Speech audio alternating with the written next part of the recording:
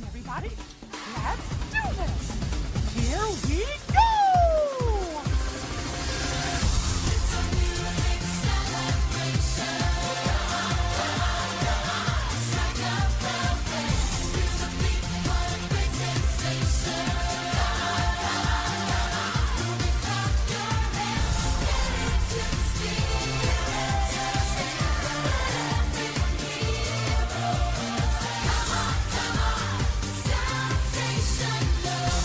Come on, everybody. Hey, hey, hey. Hey, hey.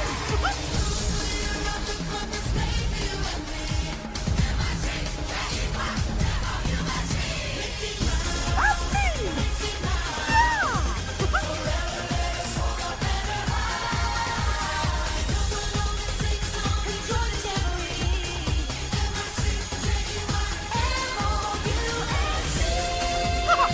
Oh, my please.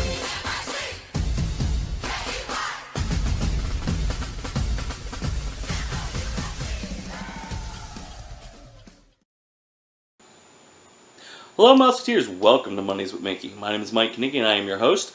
And this week we're going to talk about the ever-elusive free dining. Now, obviously I'm no longer a travel professional for Disney. I've never worked for Disney specifically, to be completely clear. But I did book Disney trips. That was my focus.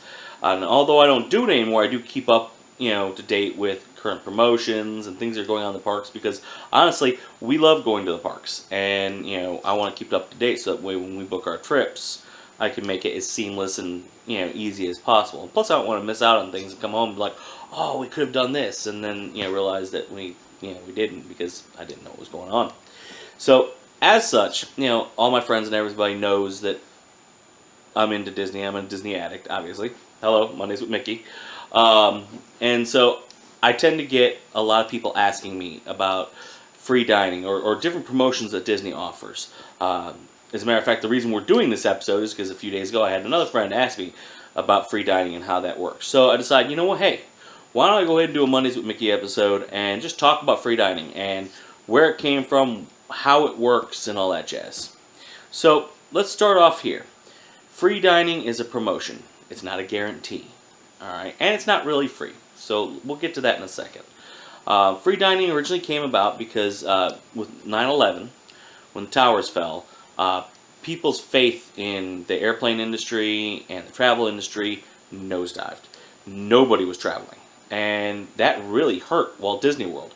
Badly, actually, because they're not a locals park like Disneyland. They are dependent completely on tourism, be it, people from here in the United States or people from overseas. So having like the airline industry crumbling around them and having all this stuff going on really, really hurt Walt Disney World. So what did they do? Their response was to come up with this free dining promotion. Now when it was first released, it was kind of a free-for-all. You get whatever you want essentially on the dining plan free. But over time, they've tightened it up. As the economy's recovered, the travel industry's recovered, they've slowly but surely been tightening up free dining. Now it has pretty strict rules, and it's pretty, how should I put it? It's pretty locked down. There's conditions involved to be able to get it, and every year it seems to get a little tighter. So let's go on to what it is today, at least as of last year, because they haven't released details this year about free dining. Basically, the free dining promotion gives you your dining plan based off of where you are, what hotel level you are in, whether it's value, moderate, or deluxe. You have a dining plan that's associated with those hotels, and you get that free. Now you can upgrade, say like you're in a value hotel and you want the dining plan that is traditionally associated with a moderate. You can upgrade to that dining plan. You just have to pay the difference between the plan you get for free and the plan that you want, which isn't usually a bad deal. Like for us, last time we went, we were originally staying at Port Orleans, Riverside, and because we'd, looking in the past, they'd offered free dining at that hotel in the past. Come to find out, when they released free dining, that it was at our hotel, but it was in the Royal Suites, which we did not want to upgrade to. We loved it. We would love to have stayed there, but we just didn't have the extra money. So what we did was we downgraded, went to All Star Sports, which had the free dining plan, and then just upgraded the plan. So at the end of the day, it washed out. We didn't really spend any more money, but that worked out. But also that year, they threw another curveball into the mix. And that curveball was that they were requiring that you either add a park hopper or the water parks and more option to your ticket plan. So what they're essentially doing is they're slowly kind of recouping their money in other areas. It's still severely discounted, but it's not free. Now, honestly, if you work the dining plan like we do, we maximize the dining plan because, frankly, hey, we like to eat. I'm not a skinny guy. I like food, and my family likes food. And so what we do is we maximize the dining plan. We get every dime we possibly can out of it. And honestly, we've had some dinners that are unbelievably amazing. And then when I saw the receipt for it and realized I didn't have to pay for it, thankful. And that's one of the reasons why we always try to plan our trips around free dining. Now, I say this, we try to plan our trips around free dining, but even I realize, again, this is a promotion. Okay, Disney put this in place because they were hurting on attendance, and they were trying to fix that problem, or at least put a Band-Aid on that problem until it went away. Now, a lot of people take it for granted. They assume that every fall it's going to hit. And typically it hits, if you're curious about it, typically it hits when school year starts. So, very end of August through September, usually the first couple weeks of October, and then like a week or two in November and a week or two in December, they usually offer it. And the reason they do that during those time frames is that's when they're dead. Kids are back at school. You know, it's between holidays. You know, during the holiday weeks, they're usually slammed to the wall. But between those holiday weeks, it tends to slow down. So they tend to put that in there. But again, this is all flux. This all changes from year to year based off of how their attendance is and where they feel they need to put some extra help in. So, you know, like I said, a lot of people take it for granted, but the reality is it's just a promotion.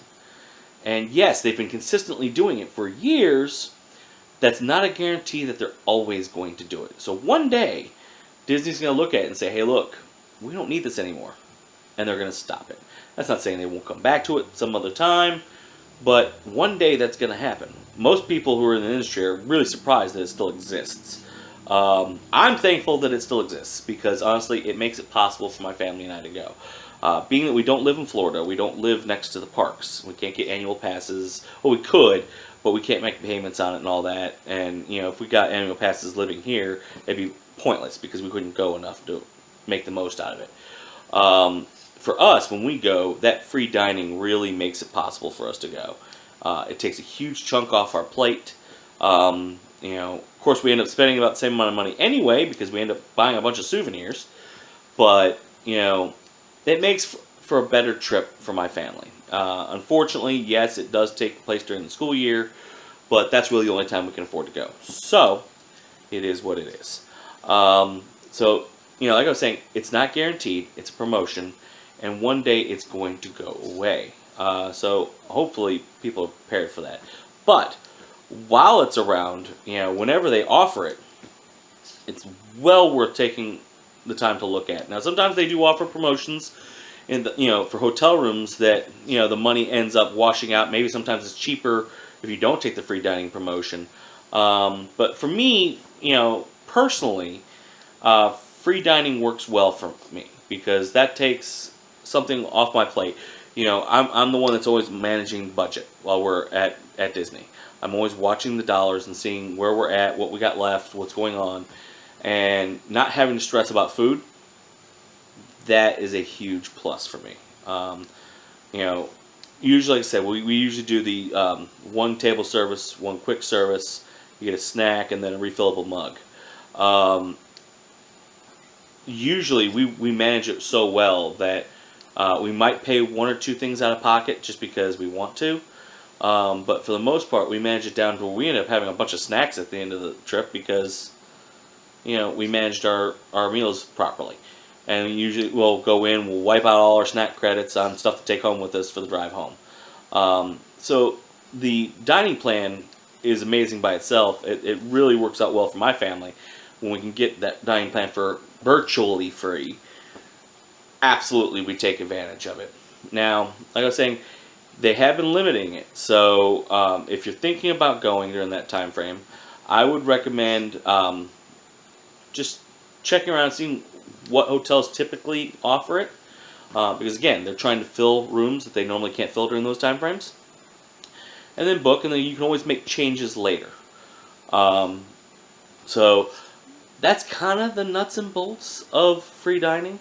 One big thing is that, especially if you're doing this yourself and you're not going through a travel agent, when free dining releases, it is one of the biggest nightmares to edit and change your bookings.